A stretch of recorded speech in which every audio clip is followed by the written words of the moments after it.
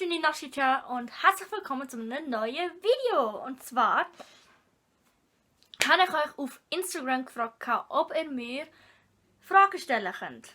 Und die Fragen sind jetzt hier innen in dem Chat drin. Also hier. Das sind eure Fragen und ich habe sie ganz oldschool-mässig aufschreiben, da ihr wisst, dass mein Handy kaputt ist. Fangen wir schon mal mit der ersten Frage an. Ich will das jetzt ein bisschen mischen, damit es ein bisschen wild ist. Frage Nummer 1. Unfähig, das Ding aufzumachen. Die erste Frage ist auf Englisch, aber ich will es übersetzen. Also, do you love Karente? Also, liebst du Karente? Also, ich habe die Person ja auf Instagram gefragt, was Karente für sie bedeutet.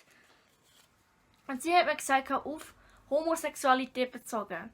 Und zwar fragt die Person mich gerade, ob ich homosexuell bin. Also sprich, ob ich mich wie eine Frau und ein Mann verhalte. Nein, ich verhalte mich so, wie ich mich immer verhalte eigentlich. Nur wahrscheinlich lege ich mich einfach manchmal mit Hoodies und so einfach viel zu männlich an. Weiß auch nicht. Keine Ahnung. Und ja, also nicht, dass ich wüsste. Also ich hätte nichts dagegen mit einer Frau. Ich denke, ich bin heterosexuell, aber ich hätte nichts dagegen, mit einer Frau zusammenzukommen oder einem Mann oder etwas, was beide Geschlechter hat. Also ich bin völlig offen, wenn es um so etwas gehen wird und ja, aber sonst bin ich heterosexuell eigentlich. Hast du einen zweiten Namen? Ja. Und zwar heiße ich mit vollem Namen Natascha Evelyn Schmilin. Nur nicht viele Leute, die mich kennen, wissen den zweiten Namen tatsächlich, weil es eben so war, dass mich in meiner Schulzeit viele für den zweiten Namen gemobbt haben, weil es eine Politikerin gibt, die Evelyn Schlumpf heisst und ich bin wegen dem sehr oft gemobbt worden, weil ich allgemein sehr oft mit Mobbing konfrontiert wurde in der Schulzeit und darum ist es halt so ein bisschen, dass der Name auch sehr oft ein bisschen zum Mobben genutzt worden ist, also ein bisschen zum Handeln benutzt worden ist. Und ja, und darum sage ich, also das ist halt der Grund, warum viele das nicht wissen, aber ja, mein zweiter Name ist Evelyn und ja. Wann kommt ein neues Make-up-Tutorial? Oh, bruh.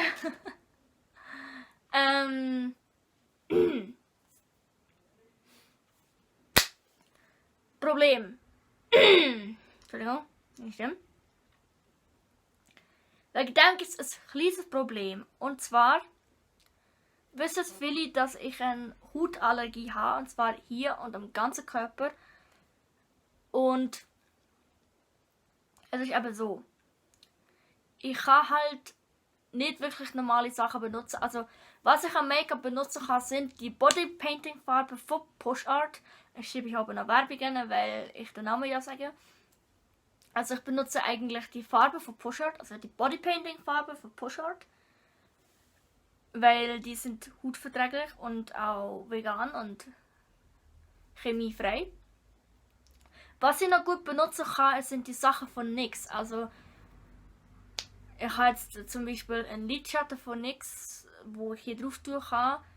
Und ich finde, das ist eigentlich gut. Also meine Haut hat nicht allergisch darauf reagiert eigentlich. Und was ich noch brauchen kann, ist Essence.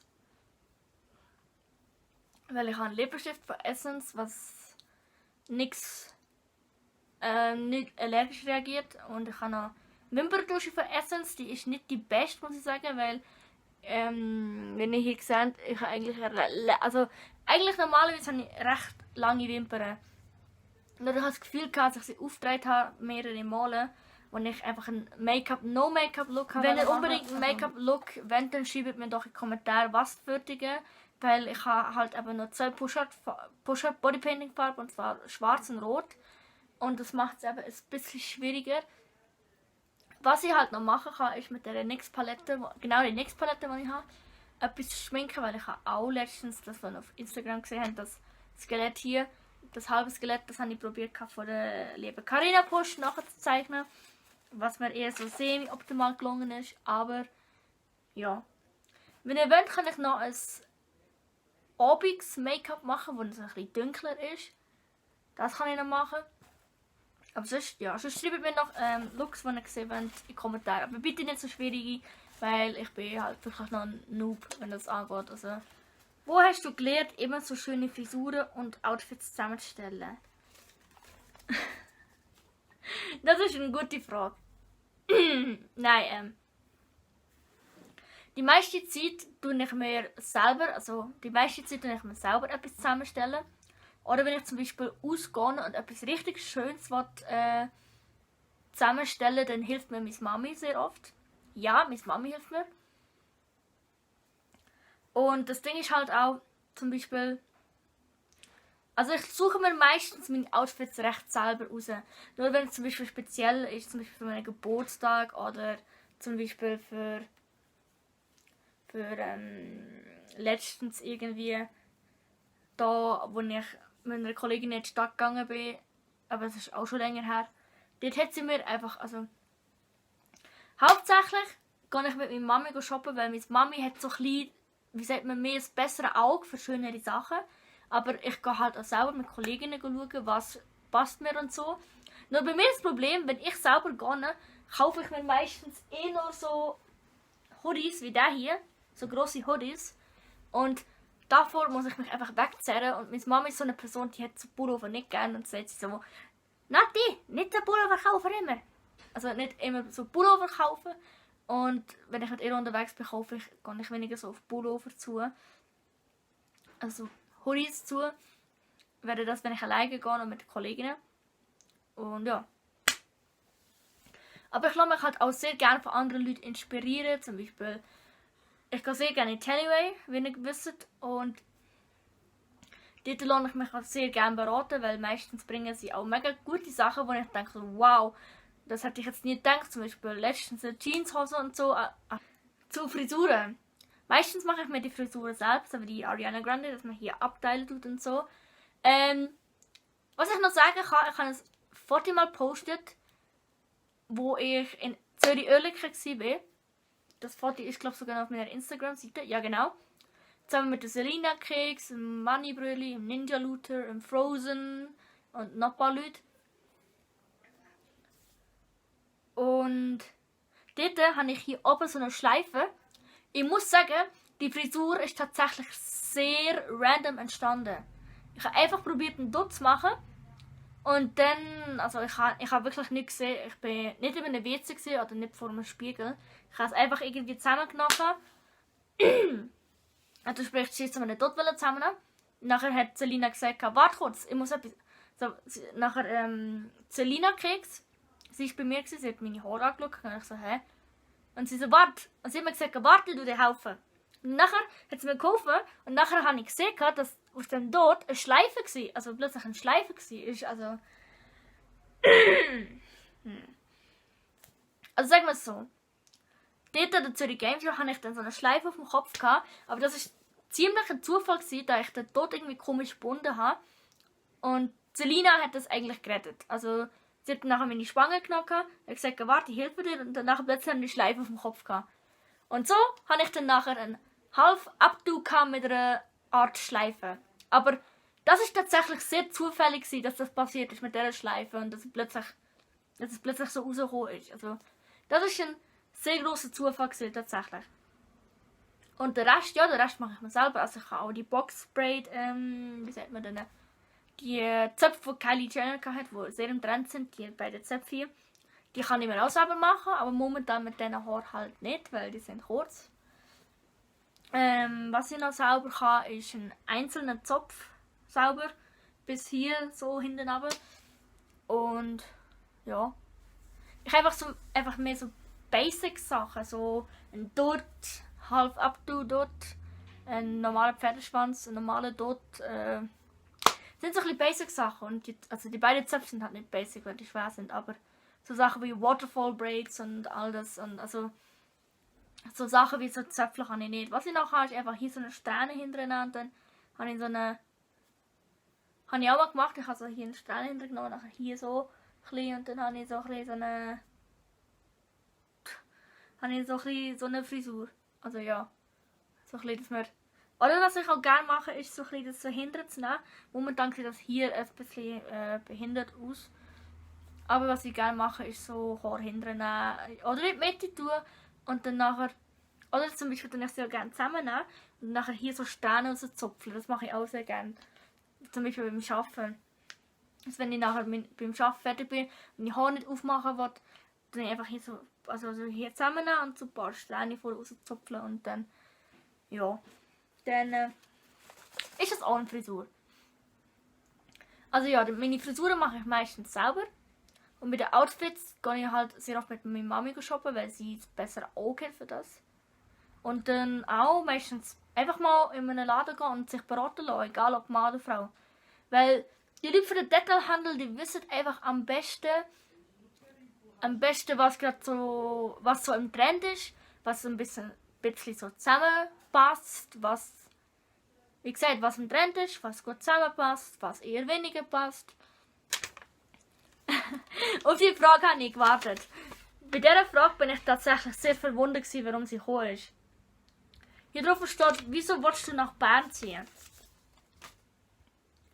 Viele von euch wissen, dass ich momentan in Bern sehr oft bin und dann dadurch nicht filmen oder Videos aufnehmen oder Videos posten.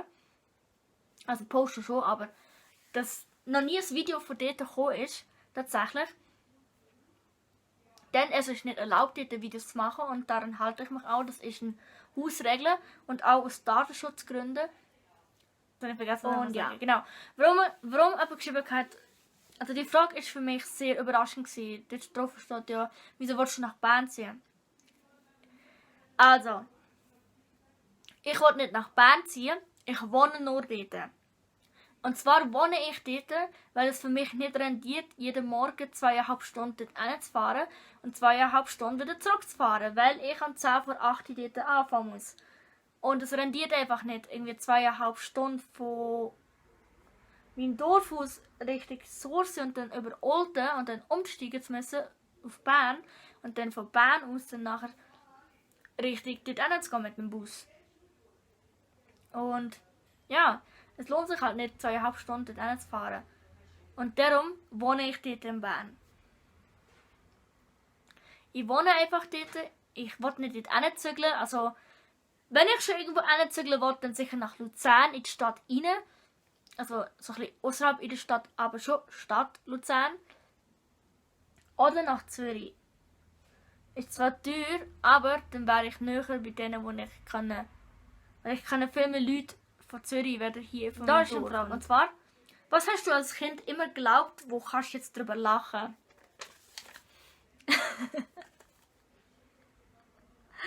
Oh mein Gott, ich weiß nicht, warum ich das geglaubt habe, aber ich war immer so eine Schisshass früher. Also, ich habe nie getraut, meine Meinung zu sagen oder irgendjemandem in den Arsch zu treten oder zu sagen so, hey, wenn ich gemobbt wurde, stopp, hör auf oder mach das nicht mehr. Oder lass mich in Ruhe. Das habe ich nie getraut, weil ich habe früher immer gedacht, dass der Gott, also Gott, der für uns gestorben ist am Kreuz und so, dass er uns sofort bestrafen wird, wenn man etwas Böses macht. Und darum habe ich mich früher wirklich nie getraut, jemandem zu sagen, so, hey, lass mich in Ruhe, tu mich nicht mobben oder sonst irgendetwas. Und ich habe auch Angst, meine Meinung zu sagen, weil ich gedacht habe, dass der Gott mich sofort bestrafen wird und dass das Karma mich sofort treffen wird und ich mir sofort etwas Schlechtes passieren wird. Aber jetzt eigentlich, so später, kann ich jetzt wirklich darüber lachen und denke mir nur so, warum habe ich das geglaubt? Weil, also, es ist nicht so. Meine Haare sind ein bisschen komisch, sorry. Also es ist wirklich nicht so. Gott bestraft uns nicht sofort, wenn wir etwas Böses machen. Einfach wenn er sieht, dass wir jemandem etwas Böses machen, dann kommt, also früher oder später bekommt man Karma, also es kommt das Karma sowieso, wenn wir jemandem etwas Böses gemacht haben. Also in der Vorvergangenheit jemandem etwas Böses angetan haben. Und das weiß ich sogar, weil ich das sogar selber erlebt habe. Und zwar kennt ihr ja noch mein Video, wo heisst Storytime, ich wurde aus der Wohnung geschmissen. Und tatsächlich ist die Geschichte auf einer wahren Begebenheit. Nur, die Frau, die das vermietet hat, also ich sage jetzt nicht den Namen, ich nenne auch keinen Namen. Und zwar hat sie uns das damals vermietet gehabt. Und dann hat sie uns rausgeschmissen gehabt, weil sie gedacht hat, dass wir eigentlich daran schuld sind an den Sachen, die dort passiert sind. Weil unser Pool hat irgendwie plötzlich ein Loch gehabt aus dem Nichts raus. Und dann nachher ist bei unserem Vorgarten, also wir hatten den Vorgarten gehabt, plötzlich ist dort ein Baum kaputt aus dem Nichts raus. Und wir sind eben nicht für das schuld gewesen, aber tatsächlich hat sie dann uns nachher wegen dem wie so rausgeschmissen. Also nicht wirklich rausgeschmissen, aber es ist plötzlich einfach ein Zettel bekommen, wo gestanden hat, dass man das Zeug, was im Gang steht, wegnehmen. Und dann nachher, also mein Vater hat so einen kleinen Werktisch. Dann hat sie noch wollen, dass wir den Werktisch dort bei Irland, was eigentlich nicht ist, weil wir haben eine Quittung, das ist unser Werktisch eigentlich. Also mein Vater seine. Und dann nachher plötzlich haben wir einen Zettel bekommen, wo drauf steht Mietkündigung, also Mietfristkündigung. Und dann haben wir das Datum gehabt, wo wir plötzlich einfach raus haben müssen, praktisch. Also wir haben einfach irgendwie ein paar Tage später einen Zettel bekommen, also eine Woche später einen Zettel bekommen, wo drauf steht Mietkündigung. Dann hat gestanden, wir müssen aus der Mietkündigung, letzte Mietfrist muss gezahlt werden, und bla bla bla bla bla bla. Und dann heißt es Auszug aus der Mietwohnung bis irgendwie, was es war, 2003, Ende Oktober 2013 oder so ist es gewesen. Irgendwann 2013, 2014 ist es gewesen. Und dann nachher haben wir halt die Wohnung hier. Also, meine Mami hat viele Wohnungen angeschaut und wir hatten schon Angst gehabt, dass wir auf der Straße landen, dass man keine Wohnung findet, praktisch. Und danach haben wir die Wohnung, wo wir jetzt drin sind, gefunden. Aber die Wohnung ist halt nicht optimal, weil die Wohnung hat Schimmel im Badezimmer gehabt. Hier in meinem Zimmer hat es auch ober der Decke irgendwie so 2 braune Flecken, warum auch immer. Tatsächlich sind unsere Steckdosen nicht luftdicht und sie sind verkehrt um. Also sie sind verkehrt umgedreht worden. Und ja, ich habe aus Versehen mal eine 3-fach-Steckdose viel schnell rausgezogen. Und dann hat es dort geklopft rundum und die Steckdose war komplett schwarz gewesen. Und die ganze Sicherung ist rausgefallen. Also wir hatten am Schluss keinen Strom mehr gehabt. Ja, sie sind in luftdicht, sie schlitzen. Ich habe fast einen Feuerschlag, also fast einen Feuerstichschlag an meiner linken Hand bekommen. Hier, Handgelenkbereich. Dort hatte ich fast eine Verbrennung gehabt, weil die Flamme so stark und so nah an meinem Handgelenk war. Und ja. Was ich schaffe, wie schon gesagt, ich mache ein Vorbereitungsjahr in Bern und fange erst jetzt im August meine Lehre an als Hauswirtschaftspraktikerin PRA. Und falls ihr nicht wisst, was PRA ist, ich tue euch hier oben noch ein i verlinken. Das führt euch zu einem Video, wo ich genau ausführlich erkläre, was mit meiner beruflichen Abklärung ist und was PRA ist, was EBA ist. Die Frage ist von der Anna Bora. Und zwar fragt sie, was singst du am liebsten für eine Musikrichtung? Ich singe am liebsten die Musikrichtung Pop. So ein bisschen Pop. Hören tue ich eigentlich alles gern, außer Opernmusik, auch Rap. Aber noch bestimmter Rap, weil ich habe einen sehr komischen Musikgeschmack, muss ich dazu sagen. Und ja, also ich höre auch manchmal so Sachen, die nicht so beliebt sind. Zum Beispiel Mike Singer höre ich. Oder Simmerally. Oder auch zum Beispiel Cyberjan oder Dead Adam habe ich ja gehört. Und also Dead Adam hat sich aufgelöst und das ist jetzt Cyberjan. Und ja. Ich höre halt außergewöhnliche Sachen, aber sonst höre ich Pop, Rock, so ein bisschen, wie heisst das? So ein bisschen Linkin Park lasse ich auch. Country lasse ich auch. Pop Rock, wie gesagt. Was ich halt wirklich nicht kann haben, ist Opernmusik, also klassische Musik, Opernmusik. Das ist etwas, was ich gar nicht kann haben. Jazz geht auch, also ich höre auch sehr oft Jazz, wenn ich mich runterfahren will. Oh, und ich höre auch noch Pentatonix. Ich weiß nicht, ob jemand von euch die Band kennt. Was sind deine Spezialitäten im Leben? Meine Spezialitäten sind Creme Brûlée. Scheiße! Creme Brûlée. Ja, Spaß. Nein. Ich habe es noch nie probiert übrigens. Creme Brûlée. Nein, meine Spezialitäten im Leben sind, dass ich wahrscheinlich gut kann singen, ein sehr gutes handwerkliches Geschick habe. Also ich kann gut mit meinen Händen arbeiten, bin sehr geschickt mit ihnen. Ich kann sehr geschickt mit ihnen umgehen. Ich bin eigentlich eine sehr ruhige Person. Also sprich, ich bin eine ruhigere Person, wo aber nachher, wenn ich die Personen dann kenne, eigentlich mehr aufgeht. Also ja.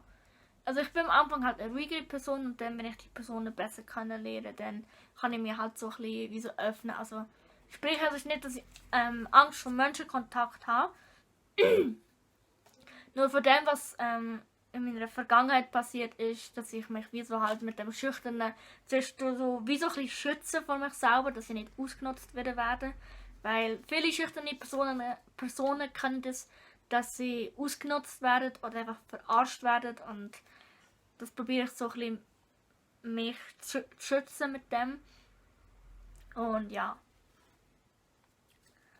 Aber sonst bin ich eigentlich eine recht fröhliche, aufgestellte, freundliche Person. Das sind so meine Spezialitäten. Ich bin halt auch sehr ruhig am Anfang. Aber dann, wenn ich die Person wirklich besser kenne, dann bin ich eine richtig super tolle, nette, aufgestellte Person, die so ein bisschen ist. Also sprich, wo ein bisschen verrückter ist, ein bisschen laut und lacht und alles. Und würdest du dir deine Haare für ein Video färben? Jein. Und zwar habe ich das, glaube ich, schon mal irgendwo angesprochen, glaube ich.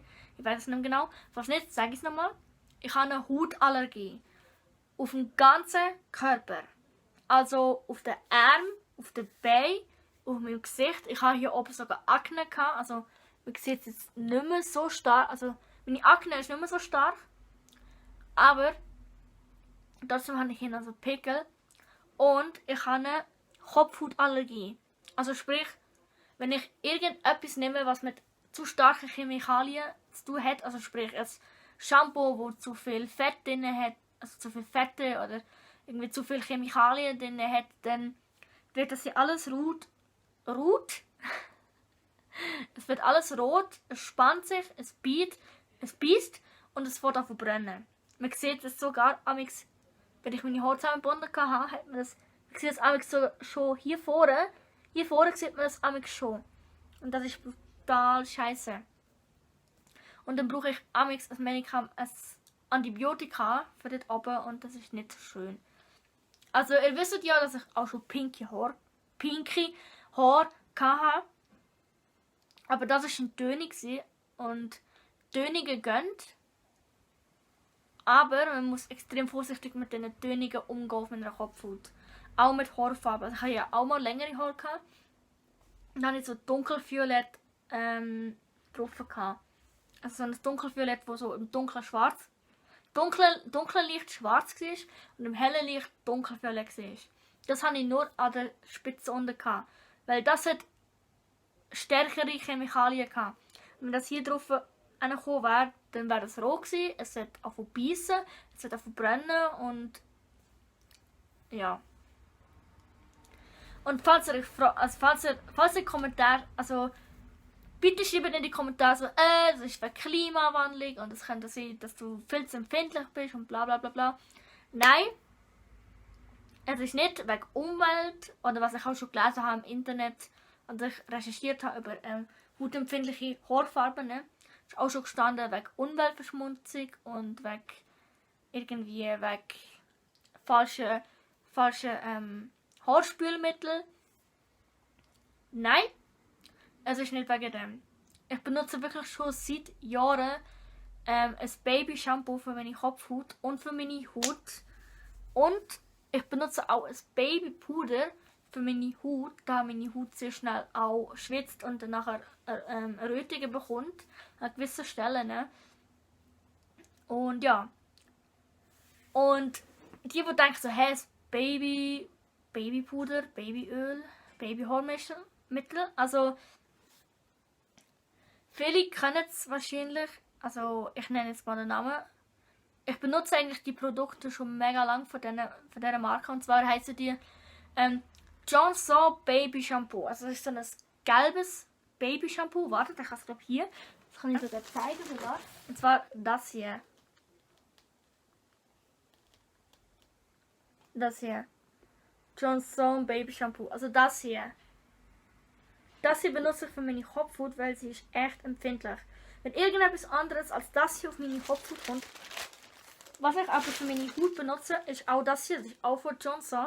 Das ist das Babyöl. Also das hier praktisch. Das ist das Babyöl. Das benutze ich für meine Haut, weil sie ist auch empfindlich. Also, weil, wie gesagt, ich habe eine Hautallergie. Und wenn fährt das sicher Maximum 1 cm von der Kopfhaut weg. So wie wir es bei der dunkelvioletten Boxfarbe gemacht haben. Aber sonst besteht keine Chance, dass ich meine Haare einfach so für ein Video färben würde. Vor allem nicht einfach so spontan hier auf der Kopfhaut. Vor allem. Was ich habe, ist eine violette Perücke, die ist hier hinten. Ich habe hier eine violette Perücke. Die kann ich anlegen. Aber sonst... Also ich würde schon gerne mal meine Haare wieder färben. Nur ich suche gerade jemanden, der mit Haarfarben arbeitet, wo empfindliche Kopfhaut verträgt. Also sprich gewisse Haarfarben, die hautverträglich sind für empfindliche Haut. Also wie gesagt, ich habe ja Allergie und ich suche gerade halt Farben, wo wie gesagt die Kopfhaut nicht schädigen oder keine allergische Reaktion haben. Das ist auch schon die letzte Frage hier. Und zwar from 0 to 10, on which English level are you? Also ich übersetze es nochmal kurz. Von 0 zu 10. Auf welchem Englisch-Level bist du? Gott. Schon ein paar Jahre her, seitdem ich Englisch hatte. Mein Englisch ist nicht super gut, würde ich mal behaupten. Aber auch nicht super schlecht. Also in der Schule bei Theoriesachen und so habe ich immer 4 bis 5 bis irgendwie 5 gehabt oder 5,5. Also meine Noten in der Englisch-Lektionen, Englisch-Theorie, sind meistens von 4 bis 5,5 gewesen. Je nachdem, was ich kann. Zum Beispiel so Sachen wie Past Continuous oder so sind aber manchmal so ein paar Sachen gewesen, wo ich halt auch weniger gut können. Und ja, also es gibt gute Sachen, die ich gut können und eher halt auch weniger gut. Aber 6 oder 7 würde ich mal sagen. Also recht gut, aber nicht super gut. Und ich würde halt sagen, so zwischen 5 und, also 6 und 7 geschätzt. Ich würde so sagen zwischen 5 bis 7, weil es kommt darauf ab, halt auch manchmal, ob eine Person mit dir redet, also Englisch redet, mit einem Scottish-British Akzent, weil wenn jemand mit dir in einem englischen Akzent redet, dann ist es viel schwerer, als wenn sie mit einem normalen Englisch reden, weil Scott-British Akzent hat auch ein paar Umlaute, die anders sind. So, das ist es mit dem Q&A und ich hoffe, es hat euch gefallen. Wenn ja, dann lasst ein Like und ein Abo da und ich wünsche euch einen schönen Morgen, Mittag und Abend und tschüss, ciao, ade.